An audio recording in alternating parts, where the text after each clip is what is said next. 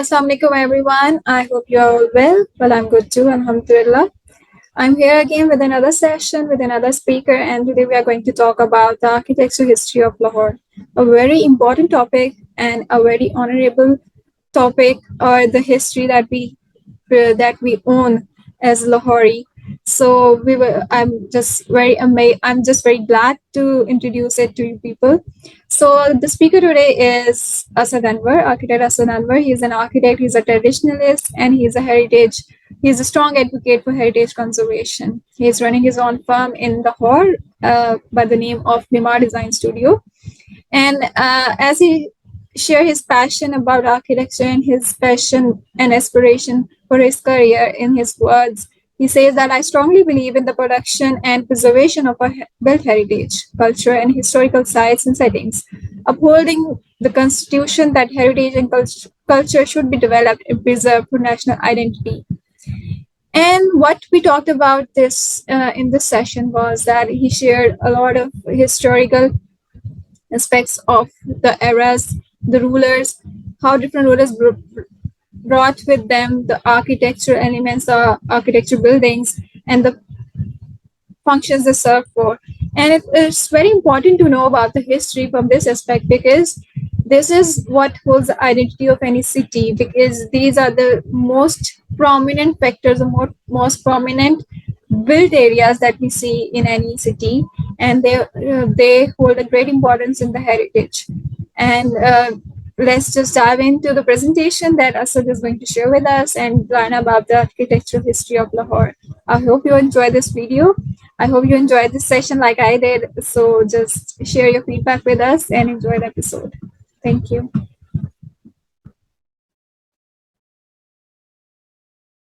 Assalamu alaikum, Asad. How are you? So good to see you. Thank you for joining me. Alhamdulillah, Alhamdulillah, Asba. Thank you for having me. It's an honor. और अल्लाह का शुक्र है सब ठीक. Great. Okay, so I was looking forward to this presentation because it's about the architecture history of Lahore, and being architects, I was very much interested. Okay, what do you have to share with us? And of course, I know your background in the work field, in the career. So just share whatever you want to share and educate the people. Thank you for your time. Definitely, thank you for your time. You're most welcome, Asba. और मैं भी बहुत excited था इस सारे चीज को लेके. When you approached me, तो क्योंकि अब being in the professional field थोड़ा टाइम हो गया है एकेडेमिया से और रिसर्च साइट से दोबारा से इंटरेक्शन नहीं हुआ, तो for this presentation I got in और फिर वही दोबारा किताबें खुली और थोड़ा सा रिसर्च दोबारा शुरू की और दोबारा से थोड़ी स्टडी किया. तो दैट वाज वेरी प्लेजेंट. बड़ा मजा आया मुझे तो ये सब करने में. और I would love to, I have made a small presentation. It's not small, it's a bit lengthy, but if you guys bear with me, तो उसमें ये है कि हम थोड़ा थोड़ा देखते जाएंगे, हम थोड़ी थोड़ी डिस्कशन करते जाएंगे, जो पॉइंट्स हैं, जो हिस्ट्री है, तो वो उसमें ये है कि हमारे ऑडियंस को थोड़ी सी एजुकेशन भी मिलेगी, वो एजुकेट भी होंगे. कुछ थोड़ी शायद उनको कुछ नई चीजें भी पता चलें अपने शहर के बारे में, लाहौर के बारे में. और let's see how it goes. Or I hope it's a fruitful discussion. I'll share the screen with you for the presentation. Okay, Asba and our audience. So the topic that Asba shared with me was about Lahore, and as we all know, it's a city of architecture and culture. And the topic was very, very interesting. And it's and Asba know me, and I'm a traditionalist by heart, and very vocal advocate of heritage preservation and conservation. So it was a lot is very near to my heart. I've lived here all my life, and I've studied here. I have my family here, my friends here, everything is here, and it's a beautiful city. We all know that. So let's start. The topic is the city of architectural history, Lahore. So as the topic says, we have to discuss its architectural history, but let's discuss a little bit of history of Lahore. Where did it begin? Where it came into existence? And let's see what our presentation says.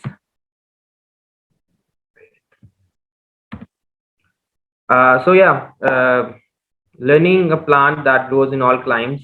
It was said by the great Emperor Jalaluddin Akbar, and I really believe in it. And it's just a small quote, so I just wanted to share it. I really liked it when I was searching for this presentation. So the points of discussion is what and why. Then we'll discuss the history. Then we'll discuss a little bit of the timeline of Lahore, and then the of course the main topic, the architectural history of Lahore, and then we'll go towards the conclusions and the discussions and the question and answers. So, what is architectural history? Architectural history, just a brief thing that I would like to say is that it's we all know what is history. Why do we study history? And what is architectural history? That what we architects study, and well, anyone can study is the history relating to the architecture of that particular space or place. And why is it important for people to study this? It is important because you can never not relate to your history. If you say that you're gonna disconnect with the history of your own city or your own self, uh, that's not gonna work for you. And being an architect, you can never disconnect from the architectural history of your city, of your country, of your culture. So as architects, we have to study this, and those architects who do not study it, I don't know, I don't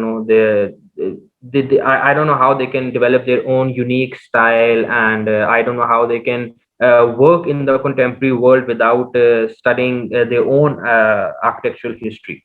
So that is so my message here, the conclusion here is that we all architects, all in general, well, I think in general people should study their architectural history, their history of their country, of their city, how it came into existence, why it was there, why it was built, how it was built, by whom it was built.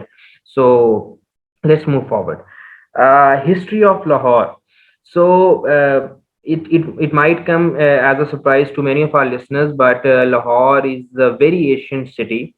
The first the earliest history, the recorded history of Lahore is around 1000 BC. That is 1,000 years before Jesus Christ came into this world. And it we have a lot of versions of this of this history of Lahore, and three I've shared three of these. So it was it we read a lot of names of Lahore in history. It was Lava, Labu, and the first thing is that it was called lava in Sanskrit, and it was the most common and the most famous of all these what theories is that it was founded by the Prince Lava or the Prince Lo, for which it was named Lahore. So he was the son of Ramachandra, the Hindu deity, and the main Lahore that we see now is was located in Ichra, that is now on Firozpur Road. That was the main city, that we the oldest city, the earliest of the civilizations that we found in Lahore.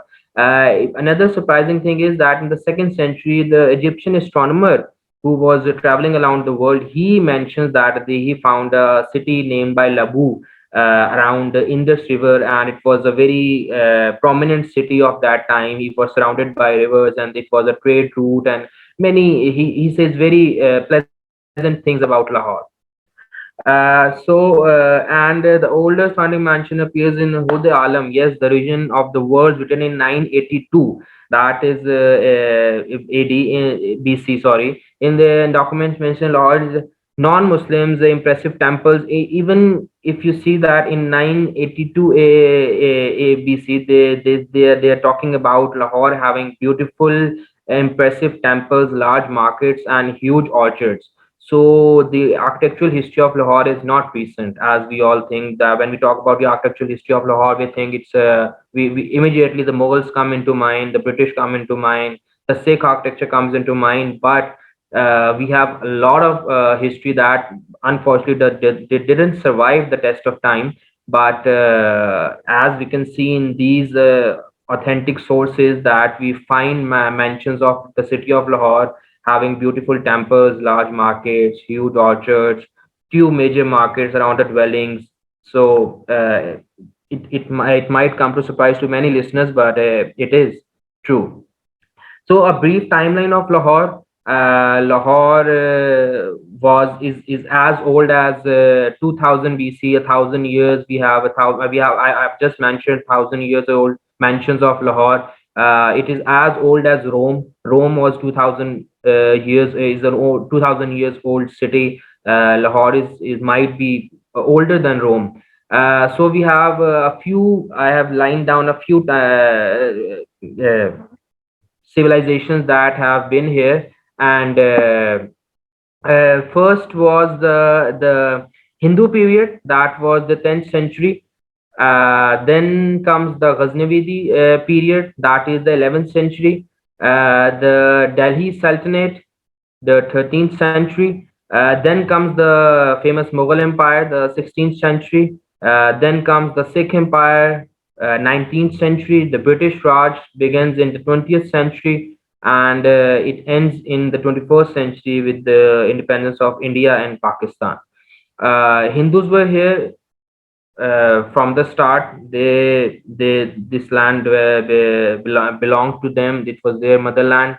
Then comes the Muslim invaders, the Ghaznavi, the Gharis, and then the command was shifted to the Sultanate. Were the sultans. The Sultan Ghori was the first sultan of the Indian subcontinent, this area. And then, of course, we know the Mughal, Sikhs, and the British. Moving forward, so now I'm going to talk about the purely about the architectural history of Lahore. Many historians agree that the architectural history of Lahore begins around 1000 BC, as I have discussed, and as I've said, the main city was the in the vicinity of Ichra, that is today Ichra. It is now part of Lahore city, a very famous market. It's in Firozpur Road. It's near to the main canal road, and it is one of the most. It was originally the oldest original vicinity and the original civilization of Lahore.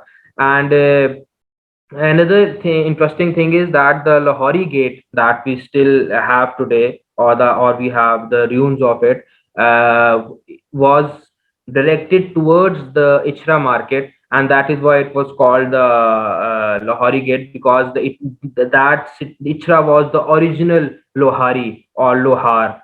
And unfortunately, we don't find any ancient ruins of the original city. We might find a few ruins of original temples in the Ichra market, but it is all congested. It's all been urbanized, uh, and because of continuous invadings of Lahore, and invaders from outer cities came and destroyed Lahore again. It was built again. It was destroyed again. So we don't find many historical ancient ruins of Lahore. And well, but it's very much obvious that the city was a very well developed city in the ancient times, and it was a habitat for the Hindu race.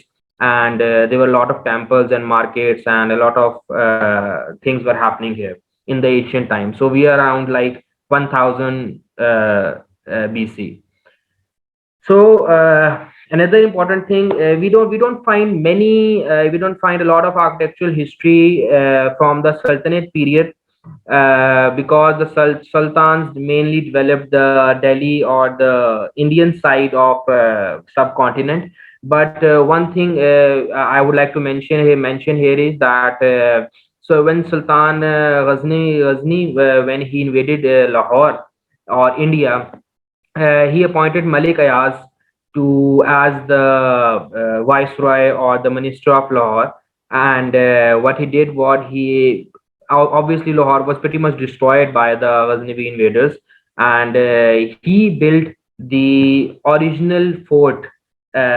He built a masonry fort where the Lahore Fort stands right now. He built the fort there, and he built many markets. He built many. small and large scale buildings of that time. So Mr. Malik Ayaz was the original and the first recorded viceroy or minister of Lahore, who gave a lot to Lahore and built a lot of Lahore. But once again, Lahore was once again it was destroyed by the future invaders and was rebuilt. But Mr. Yaz did a lot of these things, and the most interesting part was that the Lahore Fort that we see today was built originally by Malik Ayaz around in 1021 AD to 1390 AD. That was the Sultan period in Lahore. Particularly, I'm talking about particularly in Lahore. The Sultans and the Gharis and the Ghaznavis, they built a lot of monuments in the whole subcontinent. But particularly in Lahore, the most famous contribution can be the Lahore Fort. So we have only a few examples of architectural monuments from the, I can't say from the Sultan period, but they something related to the Sultan period. It's the tomb of Malik Ayaz in Rang Mahal, Lahore, and it's not sure when it was built, but it was, of course, it was not. It's not from the Sultan period. It was built somewhere around in the later years, but we still have the tomb of Malik Ayaz here. Then we have the tomb of Qutbuddin Aibak here. It was renovated or reconstructed in 1970, but it's in the Narkali Bazaar. And Qutbuddin Aibak was a very famous sultan of Delhi Sultanate period, and he built the Qutub Minar, the famous Qutub Minar in Delhi. And the middle one, that is the Kutul Islam Mosque. This is just one example of a mosque of an architecture monument that is still present to this day. It is in the Qutub Minar complex, and it's a mosque and dwellings, and it's a whole complex including many things. But as you can see in the middle picture, you can see the columns. They are all very much fashioned in the Hindu temple style.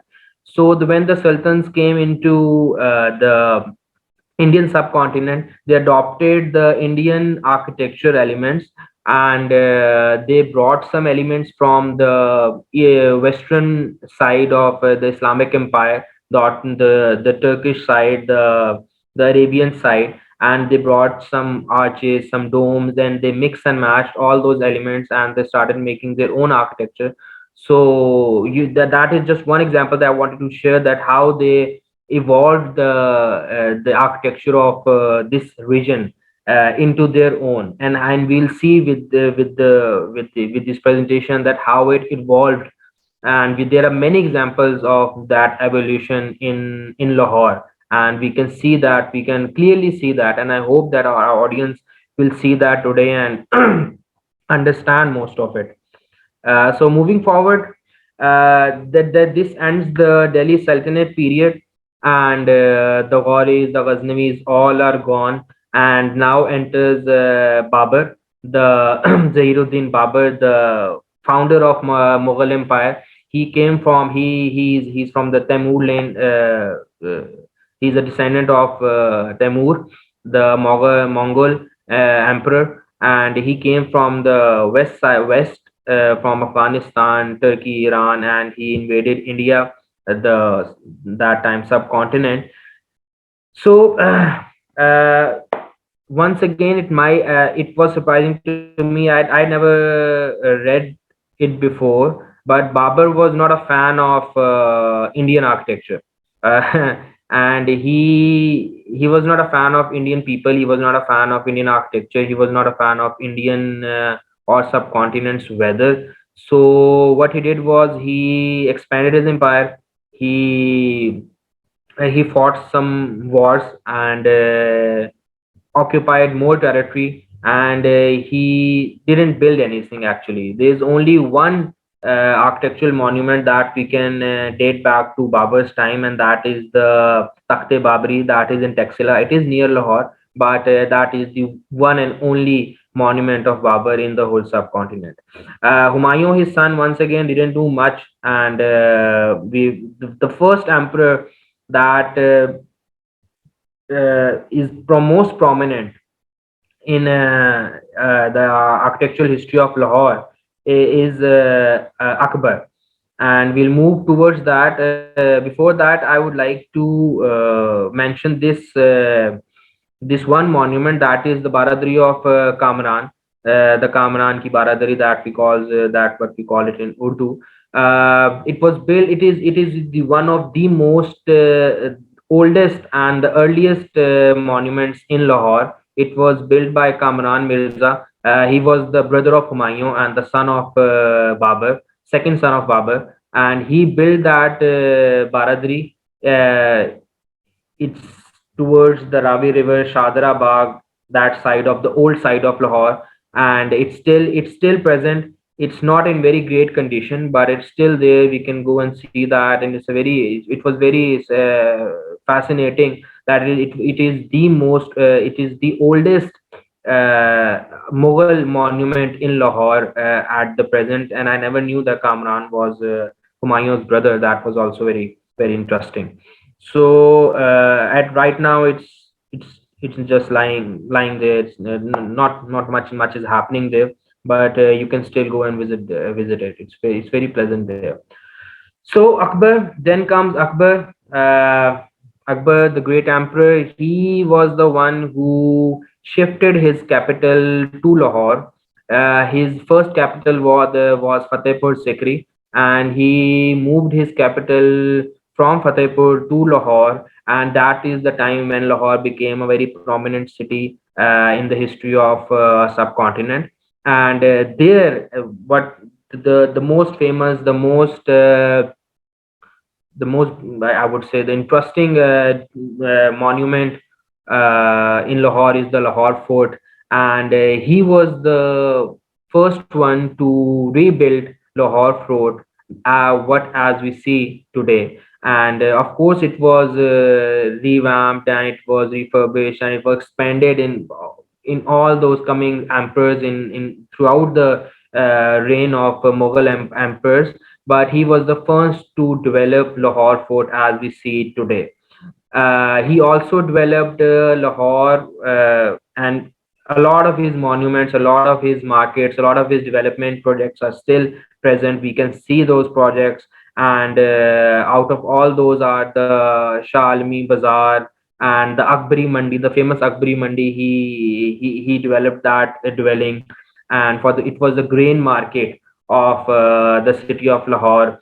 And another thing, the Lahore is famous for its gates. We'll move towards the gates in the next slide, but it's worth mentioning here that Akbar was the first emperor who uh, developed Lahore into a gated community, and Lahore had originally 13 gates, out of which 6 or 7 have survived the test of time. Most of them were destroyed by the British, or during the Sikh Raj, or during the Independence War of 1857. But it was developed and reconstructed by the British or by the government of Pakistan in the later years, and a few of them are still standing. And I've used the old images or the paintings of these gates, and the only ones that survive, I've mentioned their names. So there are a few that are worth mentioning, and the one of the most famous is the Delhi Gate, and it's facing Delhi. So if you're standing in Lahore and if you're in the direction that Delhi is, in the east direction, so this is where the convoy of the king or the people left for Delhi. So another one is Shalam Gate. Shalam Gate was it was a king. Shah Alam was a king. It was named after him. He was an ancient king. And moving forward, we have the Lahori Gate that I mentioned, that it points toward the original Lahore, the Ichra, the neighborhood of Ichra, that the original civilization of Lahore was. So that is it. It's called Lohari Gate or Lahori Gate. And then we have the Shinawala Gate. and it's also we don't have much of the pictures of all the old gates because they don't survive today. But we had Taksali Gate, we had Musty Gate. Musty Gate was originally called Masjidi Gate, and but over the time the name changed into Musty Gate. And so moving forward, we have, of course, we have the Shirawala Gate. uh, the original Sheramala Gate doesn't survive today. It's not there. But the original gate had two lines, line face or line figurine on its facade, and that's why it was called the Sheramala Gate, because Sher is what we call line in Urdu.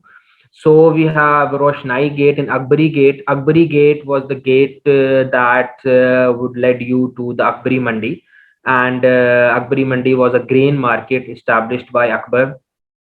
All these gates were mostly built by during the time of Akbar, because he was the one who gated the whole old Lahore. And I would like to mention that old Lahore is different from Ichra, that I've been mentioning for in the past few slides. Ichra is a different vicinity, and the Mughals developed Lahore in a different vicinity. The old Lahore, the in today's language, the old city of Lahore, all the walled city of Lahore, it's in different vicinity from the Ichra Bazaar today. So we have Roshnai Gate. Roshnai Gate is the only gate that still stands tall. It's in its original condition. It was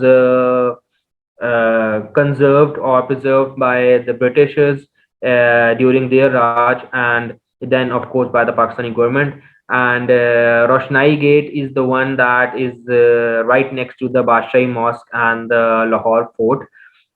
And it's also worth mentioning that the Roshnai Gate, once the river Ravi would pass through right next to the Lahore Fort, and this gate would lead the boatmen and the people towards the river Ravi. So we never saw the river Ravi near the Lahore Fort, but it did survive. It did pass through that, but over the period of time, it changed its course, and it moved towards another route. Similarly, Kashmiri Gate was there. It faced Kashmir. So now comes Lahore Fort. I don't think I have to explain a lot of Lahore Fort to the people watching. It's the most famous Lahori monument, and most of us have visited. We have Lahore Fort have a lot of different monuments inside the fort. It was developed over a period of around 150 200 years throughout the Mughal Empire. All the kings. Akbar laid the foundation on the Malik Ayaz built fort. He reconstructed it. It was built in burnt brick. Akbar built it in the proper brick form. He made another wall around the fort. Then he walled the whole city.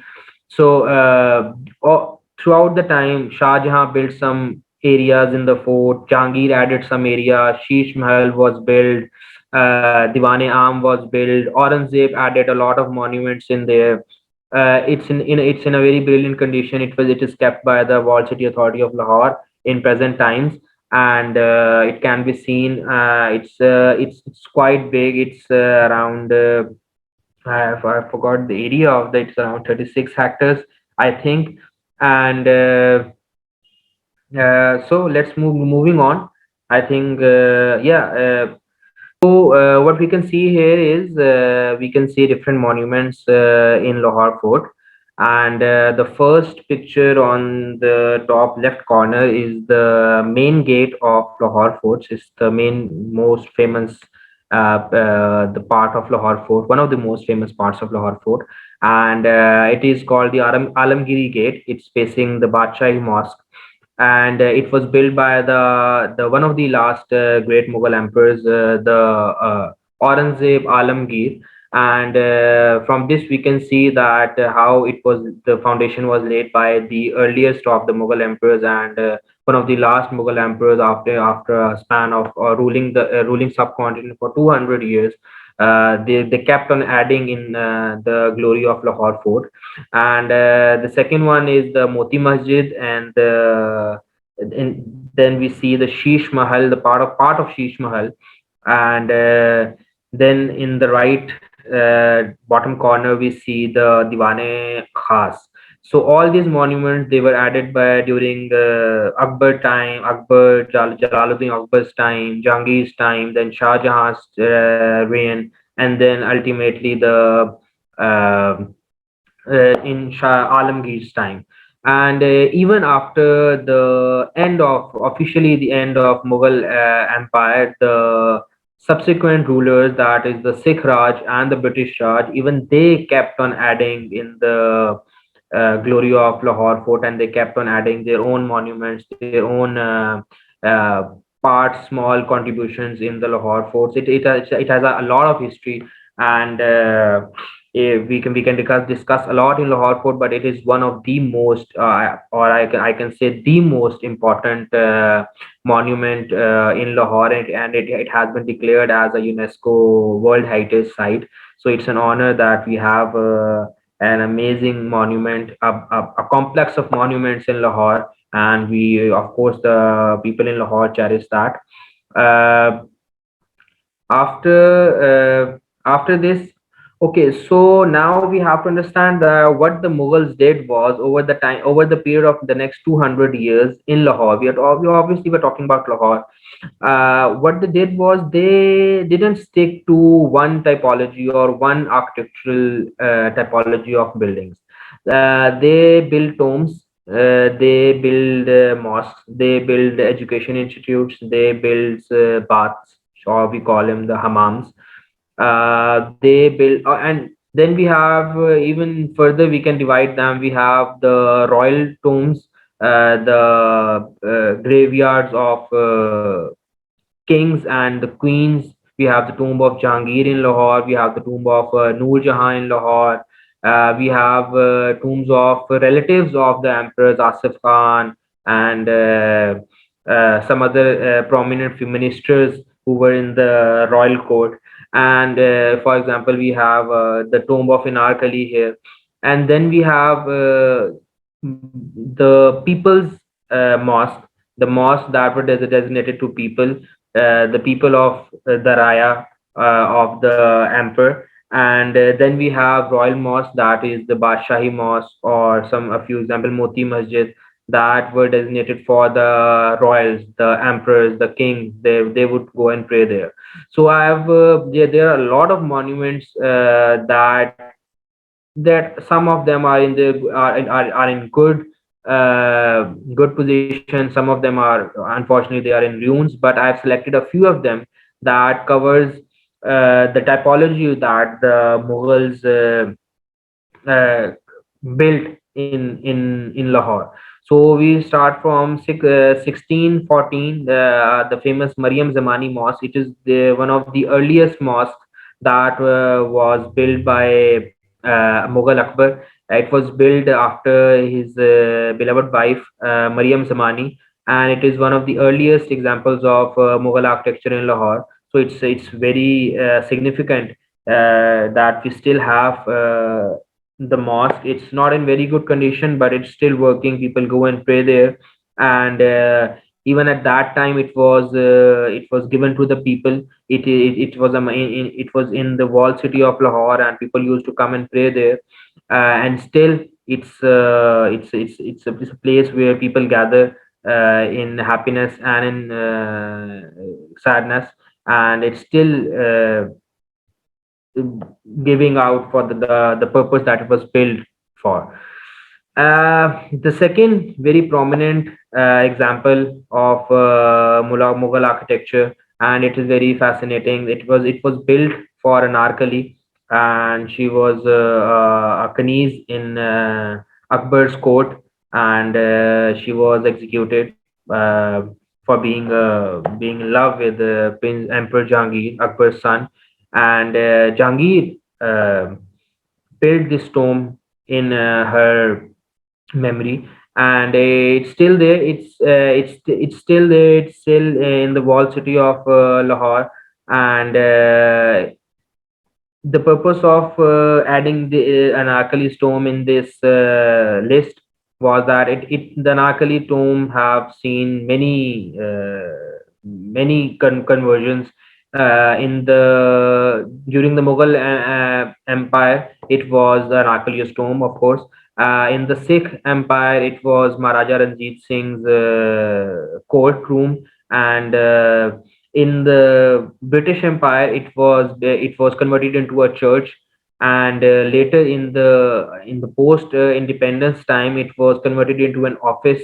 And fortunately, right now it's a museum, and it's a place that tourists visit and go and see the tomb, the architecture, and the beautiful garden right beside it. So that was the reason, because it's a significant architectural monument, and it has seen so many conversions that it's worth mentioning. Secondly, one of the earliest, so another example is that tombs of royals, tombs of Anarkali, for example, the Kanis, and tombs of relatives, and then we have the tombs of saints. So saints had a lot of influence in the subcontinent, the history of subcontinent. The saints have influenced the architecture of subcontinent, the kings and emperors of subcontinent, the people of subcontinent, and they still influence the people to this day. So Mia Mir's tomb is the oldest spiritual or religious tomb architectural building present till now. It was built by Dara Shekhu, and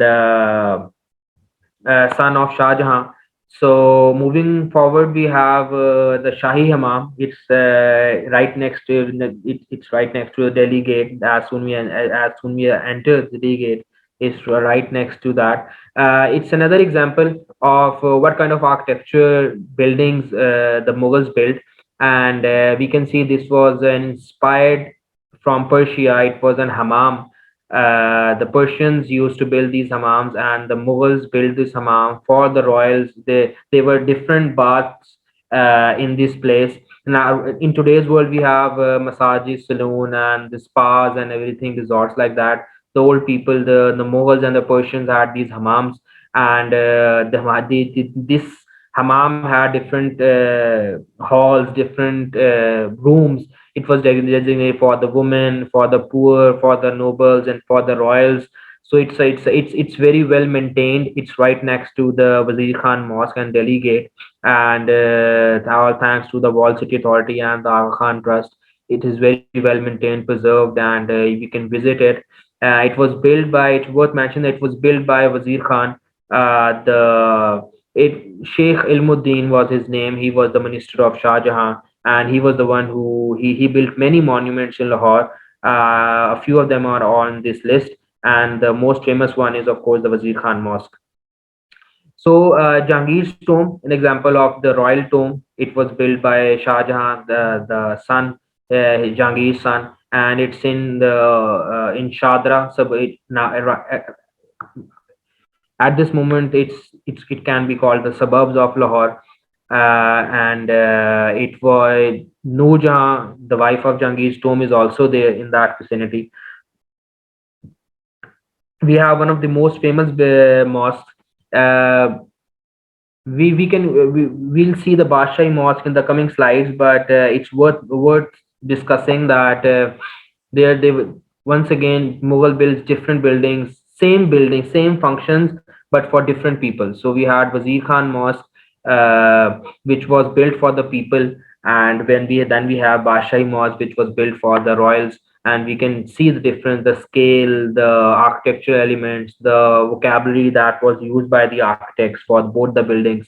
But moving forward, we can see, so the most important and interesting element for Wazir Khan was that the architect, uh, he was named Lahori something. His name was Lahori. I forgot the name, unfortunately. But he added 22 shops in the ground floor plan. So this complex was purely built for the people. The mosque had shops outside of its vicinity, and people used to come and pray here. And it's still very well maintained by the Wall City Authority, and people still come here for prayer. It's an architectural monument, and beautifully well maintained mosque in the heart of Lahore. Moving forward, once again, different function, a different building, a different concept altogether. So we have this Wazir Khan Baradari, and Lahore was once called the city of garden, and once it was the city of gardens. The Mughals built a lot of gardens in Lahore. A few of them are still here. For example, the Shalimar Garden. The rest were urbanized. They were taken over by the government, by the people. People started living, developing their houses, markets, commercial areas. So Baradari, Kamran ki sorry, Wazir Khan Baradari was also developed in Nakhliya Garden by the Wazir Khan. And once again, what you can see is that the Baradari is now serving as a Punjab Public Library. So how it evolved into this library is another a whole session of history that we can go into. It served as a museum. It served as a telegraph office in the British period. So it has served a lot of in a lot of capacities. But right now it's a public library. So moving forward, we have the Shalimar Garden once again. As I said, the Mughals developed all kinds of architectural functional buildings here in Lahore. So they had many gardens, and of course, once again, few gardens were for the people, and the few were for the royals only. So Shalimar Garden was one of the most beautiful gardens of Lahore, and it still is. And fortunately, it's still surviving. It has been restored. It has been kept very well by the government of Punjab, and so, in short, the Mughal were geniuses not only in the architectural elements, in the architectural monuments, buildings, tombs, masjids. They were also geniuses in terms of landscape architecture. So, and all these these buildings were designed by architects of that time. They had no professional degree, but they learned from their maestros, and were I forgot to mention earlier that Babur was the first one who invited Persian architects or the Turkish architects towards India, and then Akbar followed his lead, and all subsequent emperors invited Persian architects or Ottoman architects to Safavid architects towards India, and they asked them to develop these buildings. And these architects, when they visited India, they brought some of their own vocabulary from the Ottomans, from the Safavids, and from the Persian Empire, from the Roman Empire, all the places they have traveled, all the vocabulary that they had gathered, and they brought it to India. And here they studied the Indian architecture, the Hindu architecture, the temples, their dwellings, their houses, and they evolved a different type of architecture that we call Mughal architecture. They converted the straight domes into the circular domes. Then they took the minarets, they developed the minarets. Then they have the arches, they developed a few multiple arch, simple arch, Mughal arch. So all these elements are have evolved, and a mixture of all these great Muslim empires that had these elements before, and the Mughals just evolved these and adopted these elements. Moving forward, once again, a very nice blend of different types of buildings. Chaboji Gate, it was once again a gate towards a very famous garden in the Mughal times, and you can see a very different type of architecture in this building. And but the garden is destroyed today, but this gate stands still, and it's a beautiful monument worth visiting. Akbar's Serai was developed in 1640. Once again, it's a whole complex that was developed for when official visits and different people visited the Mughal Empire. They were there. They were given rooms there for rest and living. So it was Serai. It was a Musafir Khana type place.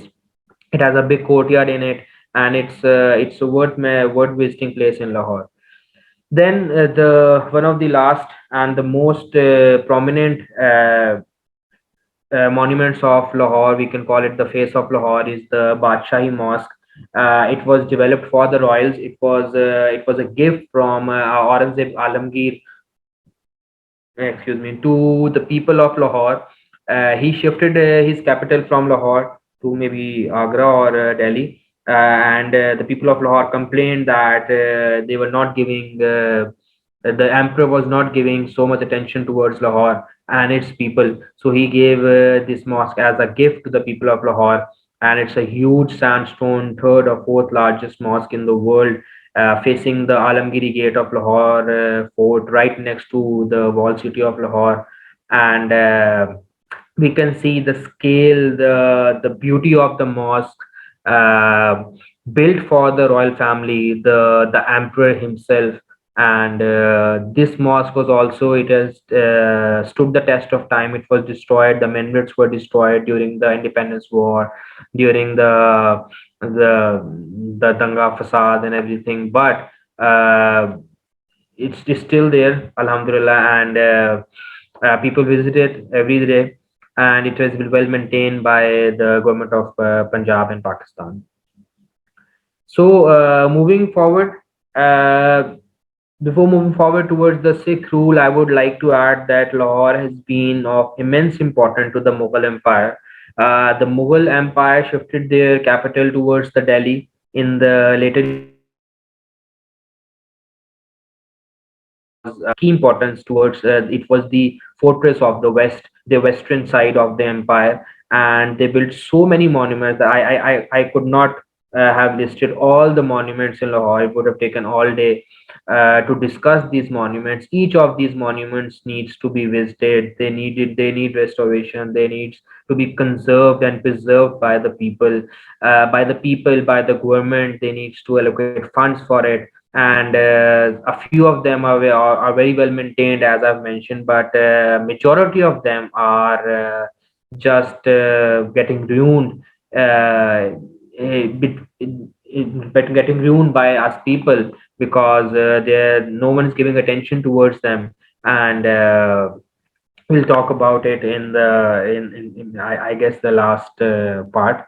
But all these monuments that I've mentioned, all these I opted for these monuments because they all serve different purposes.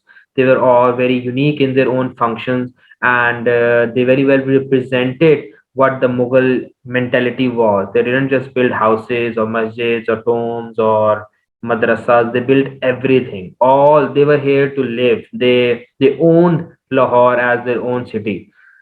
So moving forward, Lahore during the Sikh Raj, after Mughals, Lahore was in Sikh hands, and the Sikh emperors were here for some time.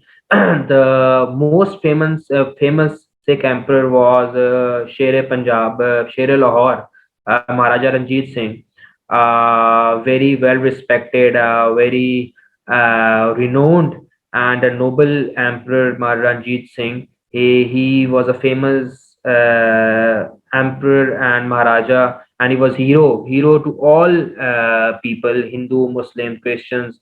He was a hero to all because he had a very wide, versatile courtroom with nobles and ministers from all religions.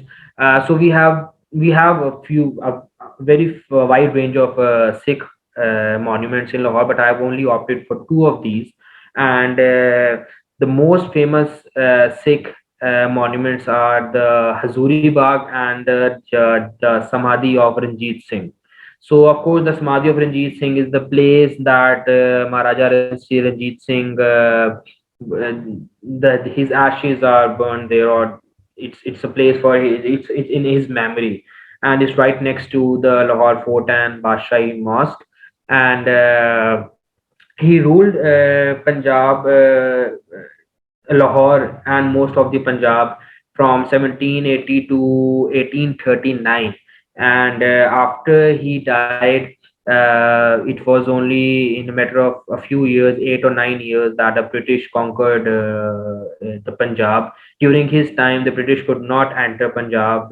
He restrained them to the rest of the subcontinent, and right next to Samadhi of Ranjit Singh is the Gurdwara, Gurdwara Dera Sahib, and it's a Gurdwara. It's a beautiful Gurdwara, and Sikh people, Sikh community of Lahore and Punjab still visit this Gurdwara. It's a place of worship for them, a very holy place, and it's a very beautifully well maintained place, a tourist spot for people, but you have to take permission from, of course, the Sikh community to visit this place. It's absolutely beautiful. So another very famous monument was and is Hazuri Bagh. It was built in 1830 during the time of Maharaja Ranjit Singh. Excuse me. And Hazuri Bagh was originally, it had two stories and one basement, but the top story, the first floor, we can say, was destroyed during a war. And right now what we see is the single story building, very well maintained, beautifully kept building. It's between Bashahi Mosque and Alamgiri Gate, and it's a 150-meter square chamber. Excuse me.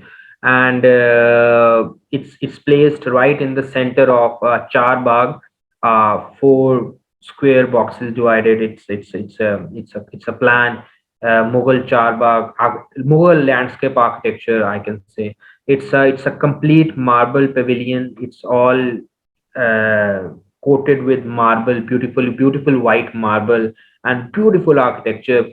So I must add here is what I must add here is that what Mughals did in their region was that they took over the vocabulary from the Persians and the Safavids and the Ottomans, and they changed it and involved it and beautifully adopted and evolved it into their own architecture. That's what Sikh empire, people of the Sikh empire did.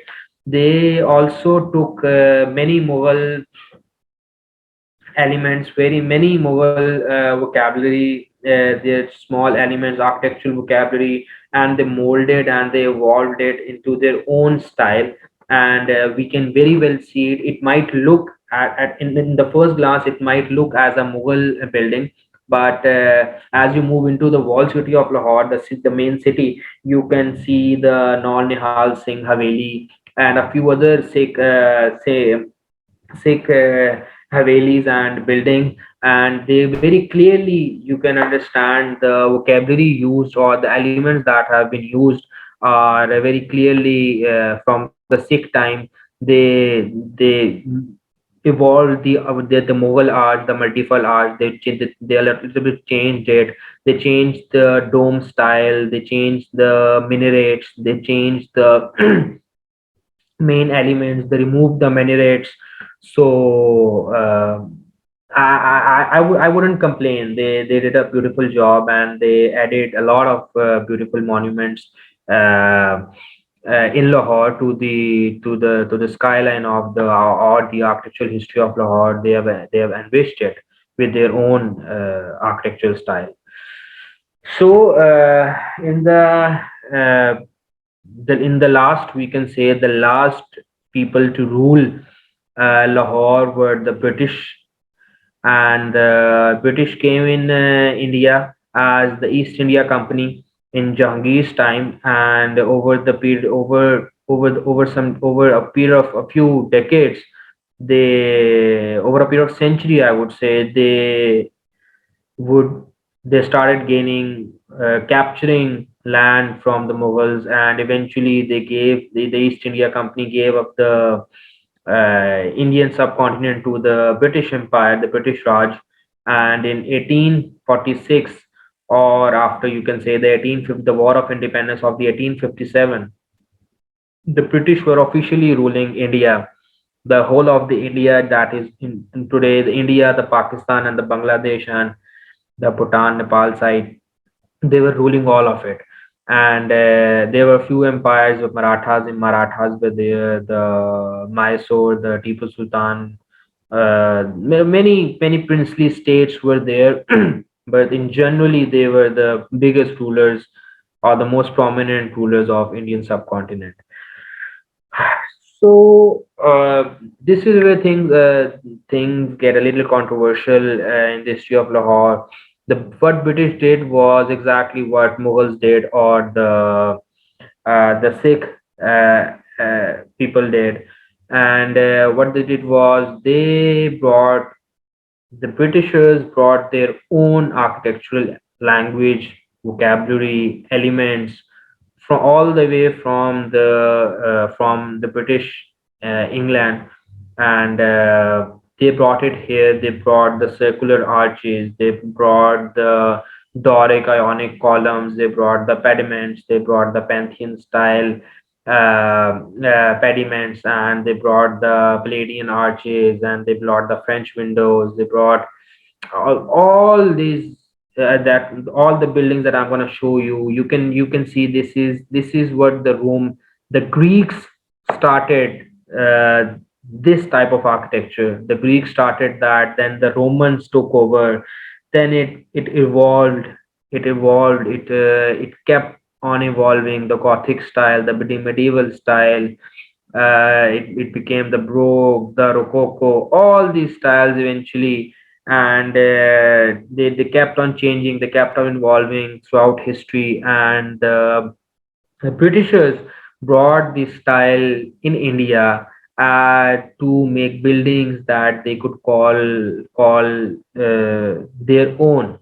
So, and of course, as they were in India, they took a few of Mughal architectural elements. Excuse me. They took the domes, they took the minarets, they took a few of these ornamentational elements and all these other uh, elements, and they merged it with their own architectural style. They created something that we call the post-colonial architecture. Uh, uh, Pre-partition architecture, or pre British architecture, or colonial architecture, so not post-colonial, colonial architecture that we call it in Lahore. We have a few example of this kind of architecture in Lahore. I would say a lot of examples. We have the one a few are very famous. I have added to into my list. Um, the first one is the GPO. Once again, it's before going towards the building, I would mention that the British were here for another 100 or 150 years, and they lived here. Their families were here. Their businesses were here. They were ruling here. Their whole empire was here. They were living here. So they developed buildings. They constructed buildings in their own, for their own functions, for their own style. They developed school, colleges, libraries, post offices, hospitals, and of course it was for the betterment of people also, because of course they were ruling the people. They were gaining taxes from them. But of course they did it for their own people also. So we have they developed this building, the first one in 1887 AD, and it's the general post office. Before the British, of course, there was not a concept of post office building in India, and they developed and is still here in present day Pakistan, Lahore, and it's very well maintained. It's a beautiful monument of Lahore, very famous one, and as you can see that they use the red brick for this building, as the Mughals used, or the locals used. So they used local material. They use local elements. They use local laborers. They use local architects. They use local craftsmen, and they taught them their own architectural style, their own vocabularies, and they created this colonial architecture in subcontinent. The second one is not the White House; it's the Kaidasa Library in Pakistan. And as you can see, it's, of course, America was also a colony of British Empire in the 1800s, and you can see how White House and our library in Lahore can relate, because they were using the same elements in all these all of their colonies, and they were using the same elements, the same vocabularies. So this Kaizen library is a very beautiful building. It has a Minkumri hall, and it has been there for the last 150 years, and it's still there, and it's serving as a library, public library, and a very well kept, well administered library. So what we can see is the town hall. It's still it was built in 1890, and it's still there in the heart of the city of Lahore. And you can see the domes and the four small minaret type things there, and the central arches. You have the Moroccan arches. You have the central Mughal arch. Then you have a Mughal arch, Mughal element, and a clock in it.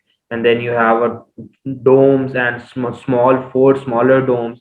It's a mixture of so many elements. Then that were it that it's a mixture. It's an evolved architectural style. So that was adopted by the British people. Then you can once again see the Cathedral Church of Resurrection. It's purely Gothic church, and it's built on the Gothic lines. You cannot, if you've been to Europe, or if you have seen the Gothic architectural churches, you cannot, in the first glance, you cannot say that this church is not from France or Brussels or Amsterdam, Netherlands, for instance. Very well maintained, beautiful church. Britishers, once again, they developed they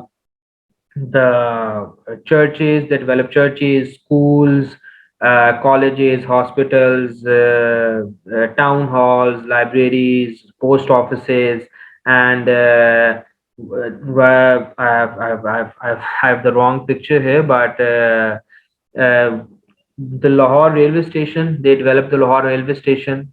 So once again, it's a mixture of a few elements. You can see the pointed domes, and you can see the two minarets. So once again, an evolved colonial architecture, example of evolved colonial architecture. And the picture is not right. It's the picture of the HSN College. That was designed by Sagangaram, but it says Lahore Museum. So Lahore Museum was also developed by the British people, and it's once again developed in red brick. It's a red brick building, consists of dome, arches. It's a beautifully kept building, and it serves as Lahore Museum till today. HSN College is once again, you can see it has domes. It has a clock. You will never see a clock fixed in any of Mughal buildings. Thank you for listening, everyone, and I hope you were not bored, because I really enjoyed making this presentation. It was a whole journey, and I really enjoyed going back to the books and taking a little break from the practical professional life, and reading about Lahore, and revising all the history lessons that we took in our academic years. So, in conclusion, what I've tried to it was a very broad subject that Asba gave me, and but I've very I would say very weakly I've tried to convey here is that is the architectural history of Lahore.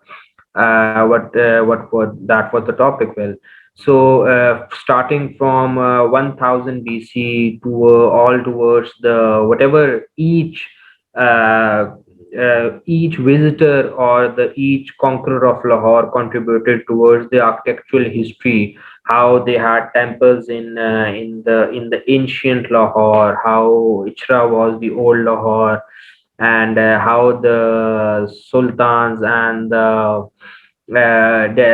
Sultanate periods and Ghaznavis, how they contributed towards the architecture of Lahore, and then obviously the Mughals, how they contributed, each emperor, how they evolved it into a city,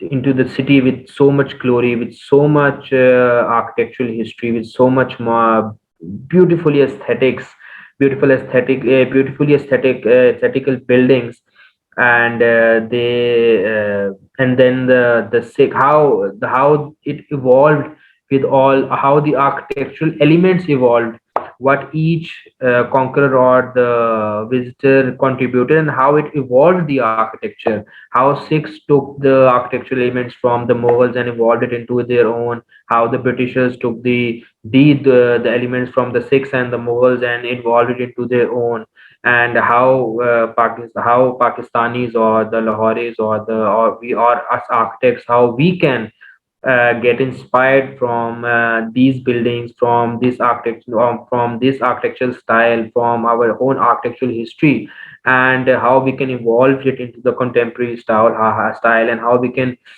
create our own identity, and present to the world that this is what this is something we call our own, and how we can stop following the West blindly, and start looking into our own history, and uh,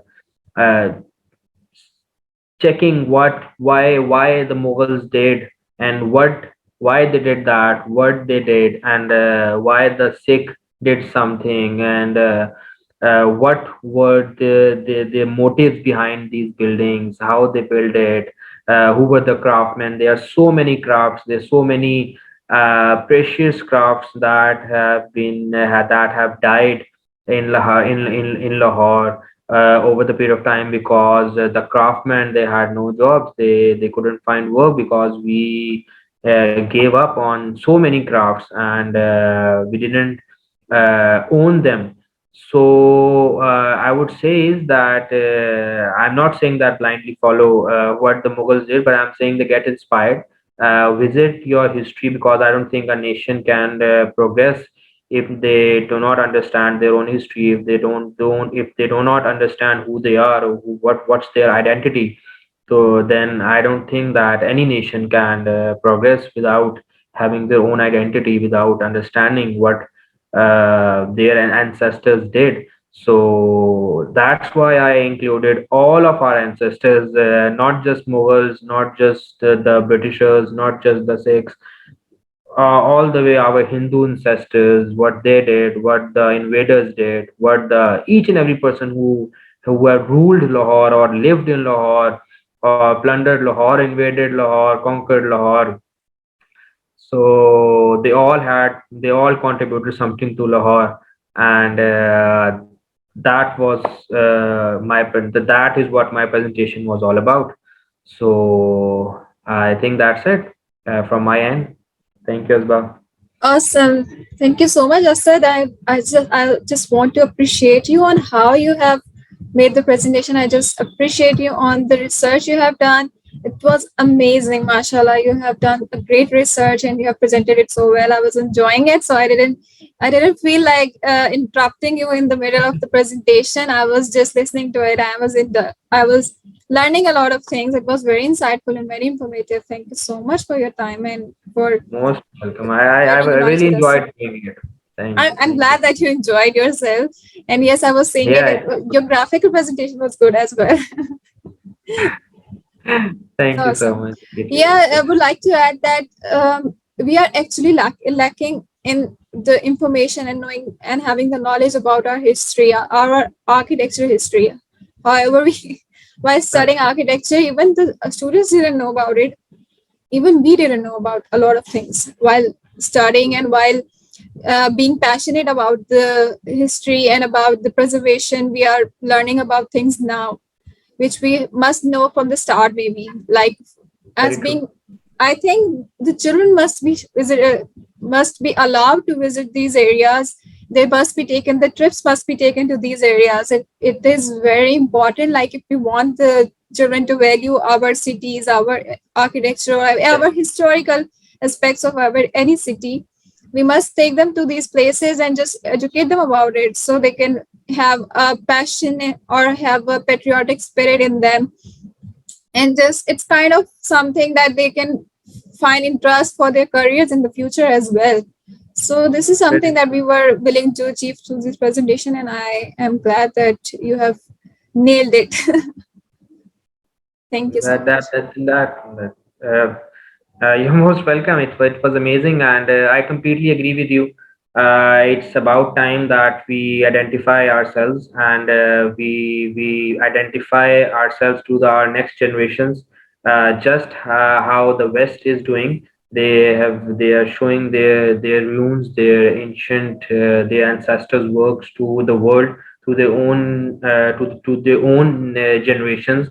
And I think this is what we are lacking, and exactly this is what I understood when I started making this presentation, that it's all about educating the people that that this is your architectural history. And I believe that majority of us, majority of even majority of the architects, they don't really know their own history, the history of their own city. And I was so surprised to see there's so many monuments that I haven't visited yet. Yeah, And I do plan on visiting them. So now, so it was a win-win situation for me yeah. too. So I'll be visiting them soon, inshallah. Inshallah, yes. And one more thing that we see a lot of conflict in people is that the religion aspect, that they try that okay, we can relate to the Mughal part, but we are not going to own the Yeah, Sikh yeah, yeah, period yeah. or the Very, British very, period. very It's true. not us. We want to make something new. No, it's about going back to the roots and just learning that how and appreciate how these people adapted to the climate and the sustainability part of the Very true. in Very Lahore. Like they were not in that time, there was no modern technology, and this is why they have created something which is timeless. And now we just want to add something of our own, and just we ruin the landscape, we ruin the skyline, and we ruin the sustainability aspect of any city of Lahore in particular. We build high rises and stuff like that, but it's not going to work here. We don't understand that. We need to understand that. But you might have noticed that I personally never used the word Islamic architecture. I didn't use it in the whole presentation. I completely disagree with this word. There is Ottoman architecture, Favid architecture, there is Arabian architecture, there's Mughal architecture. The architecture is not Christian, Islam, Muslim, or Hindu. Hindu is because the Hindu architecture is called Hindu architecture because it is in Hindustan. That's a Yeah. place. So I believe that we have to grow out of this thing, and not label buildings as Christian, Muslim, or we have to embrace them just as the Westerns have embraced it. We very proudly visit the Alhambra mosque in Spain, and we visit mosques in China, or in your other parts of Spain, and we call them that the Muslims built these, and they have kept it so beautifully. They show it to the world as their own heritage. So I don't think we have to be ashamed because that there are churches built by the British, or we have beautiful Hindu temples. We have beautiful gurdwaras, Sikh gurdwaras here. And I wish that we had Hindu temples from the old ancient Lahore, the original Ichra Lahore part. And but unfortunately we don't, because all the Muslims invaders, they destroyed these temples. But and of course with the passage of time, they got destroyed because of the weather, because of conditions. But I think we have to educate our kids that the architecture is not about masjid or madrasas or mazars. It's about it's a building. It's an uh, art. it's an art. It's exactly very true. It's an art, and it's something that represents us. It's something that we can represent to the world as our own, and as our own culture. It's a part of our culture. And culture has, I don't think the culture has any religion. Okay, great. It was so good to talk to you. It was so good to listen to you. Thank you so much, Asad, for your time. I hope people enjoy this session, and we are looking forward to the feedback. Thank you so much, Asbar. Thank you for having me. Okay. So, thank you. Take Allah care. Bye Hafiz. bye. Allah Hafiz.